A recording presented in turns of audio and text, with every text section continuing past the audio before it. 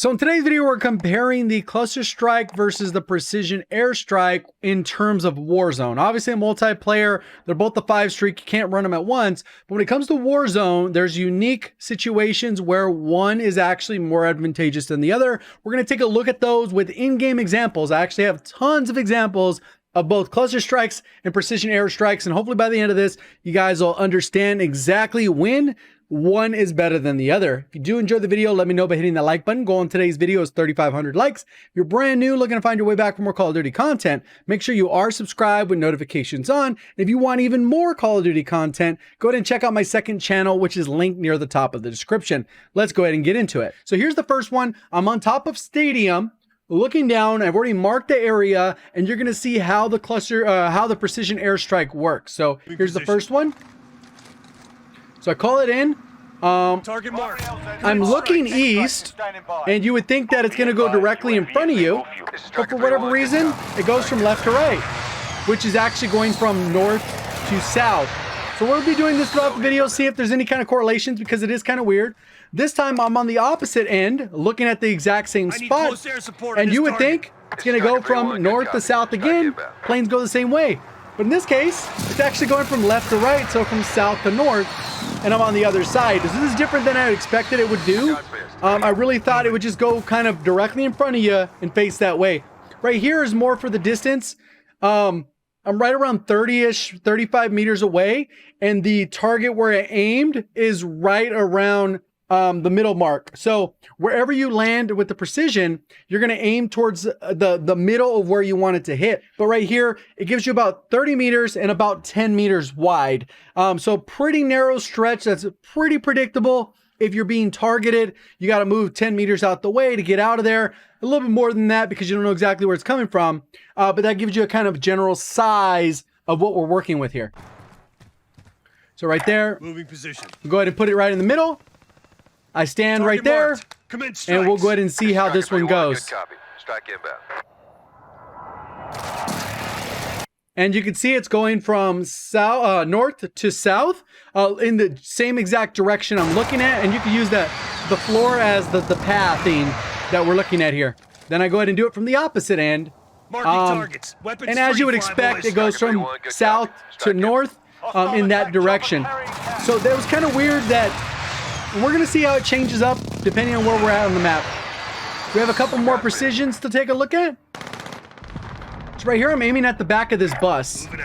So when I put the precision here, I'm expecting it to go from east to west, directly in front of me, which it does. It doesn't do north and south, right? It's kind of odd. Like, when does it choose to do what?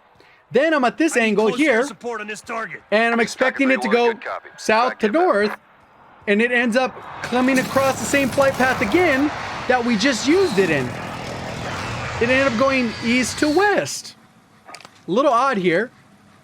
Call another one here. I'm looking north. I'm expecting it to go from south to north. And it does.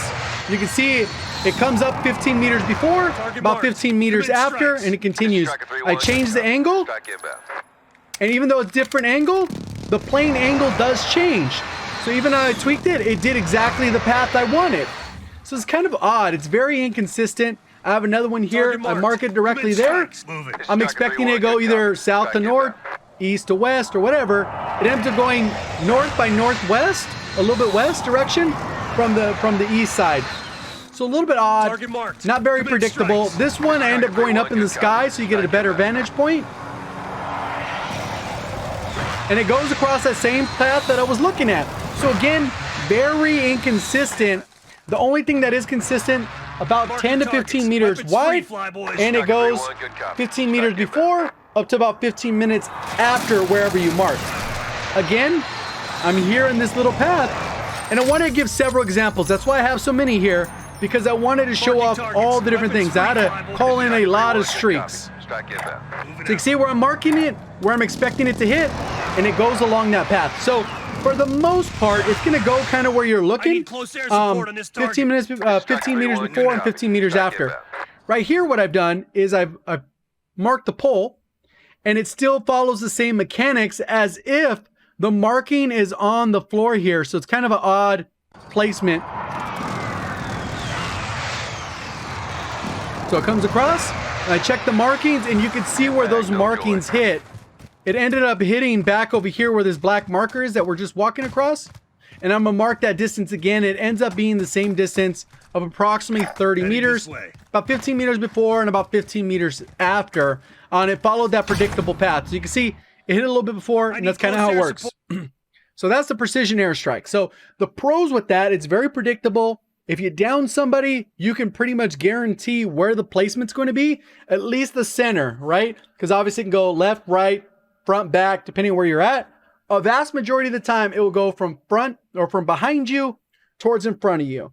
That's the vast majority, and it'll pretty much go along that straight path, 15 meters before, about 15 meters after, about 15-ish meters wide path. So you got to be fairly accurate because 15 meters isn't that wide. So that one, again, that's why I call it a precision airstrike, because it's going to hit a specific path, and it's going to be a very tight path. Let's go ahead and look at how the cluster is, which is basically a slot machine. It's kind of RNG machine ridiculous. We're going to look at a couple of these patterns. It's going to get a little bit funny. So it has initial impact where the missile hits, and then it expands out in this W pattern that we're looking at here, or semi, three-pronged pattern. And you can see kind of where it landed. I go ahead and call another one in, and I'm going to have several in because I wanted to see if there was any kind of pattern based off where I put them, what it looked like. And you're going to see in some cases, it doesn't even hit where you aim. And the range on this thing is pretty crazy. So you can see it hit kind of where I marked it, like 2, maybe 3 times. But that pattern doesn't look anything like this pattern on the right. I go ahead and mark the exact same spot from the same location, and you're going to see that the patterns do not line up. So we're looking for them to kind of hit where they do. That first one's pretty solid. Second one's pretty solid. It landed pretty much in the same spot. Went to the left, went back to where it was, and then went further up. So it missed this one on the left and then the one towards the bottom. So pretty interesting. And this one ends up being about a 50-meter spread. So it's a huge area, but it's all RNG based. So you can see right there, I mark it about 50 meters. So it's 50 meters pretty much in a round area of 50 meters all the way around. So if you're standing at the center, you get about 25 meters in all directions. So the area is huge. It just doesn't hit all at once, and it can be very randomized. All of them can land pretty much almost in the same spot, or they can kind of scatter. So it's a perfect coverage, or couple here, a couple there, and it's very random. So we'll look at a few more examples so you can see just how random it is. So here's one on the bridge, right? This is the wonkiest one of all. So you can see I'm clearly marking the bridge. You can see where it's at, right at 56 meters, and you can see where that marker is. None actually hit the location. It looks pretty close there, but when we walk up, you're gonna see that it literally didn't hit it. So there we go. And I'm leaving this uncut just so you can see exactly how it looks, because I don't want it to look like, hey, you know what, different one. I'm giving you a perfect example, and you can see that it doesn't get hit. The blast started about 5 meters ahead of it, and where I marked, nothing actually hit that area. So you are definitely playing a slot machine when you use a cluster. So some of the benefits with the cluster are obviously that randomness. If you call precision on someone, they're going to know, okay, there's a precision. They can mark where they're getting hit, and then they can just position themselves in a way where they're not going to get destroyed by it. Versus a cluster, they have a huge area to move, and they don't know exactly where it's going. So in this particular case, if you need to rotate from one location to another, then maybe you put a cluster on there, because look at also how long it lasts, how many blasts. You're not really in the clear until you're in the clear, because you're going to be in a position where it's like, oh, they're still coming, I'm good, and then that one can still hit you. Here is the example where it's definitely random. It is not safe at all. Look at this clip. So you end up getting the pros and cons of each. I think clusters are much better for rotating. Not good. Took damage. Even though I marked, look at where I marked. I'm 30 meters away. You have a chance to be hit if you're within that 25, 35 meters all the way around. So pretty huge area. So you got the opportunity. Plus them, since they're more random, you can use that to your advantage. when you're rotating. No one's going to be peeking you hardly. If you call a cluster on them, they're like, oh, there's a cluster. They don't even know where to run. They just know to run. Versus with the precision, they're like, oh, precision's right there. Get out the way. So precision's great to clear a rooftop or to finish off a down. So if you snipe someone, you got a precision, you look at them, make sure you put it directly on them so that if they move, you got a little bit of clearance on each side. And then on top of that, clusters, you can use it for top of buildings, which is fine. But don't expect to get consistent results over and over and over, just because that's just how it works. So I don't know if that's just lazy coding because the pattern, or if that's very hard to do or what. But at the end of the day, you got to kind of pick your poison. Precision's very easy to avoid, and the cluster's very random, which can actually be played to your advantage. And if you get downs, cool.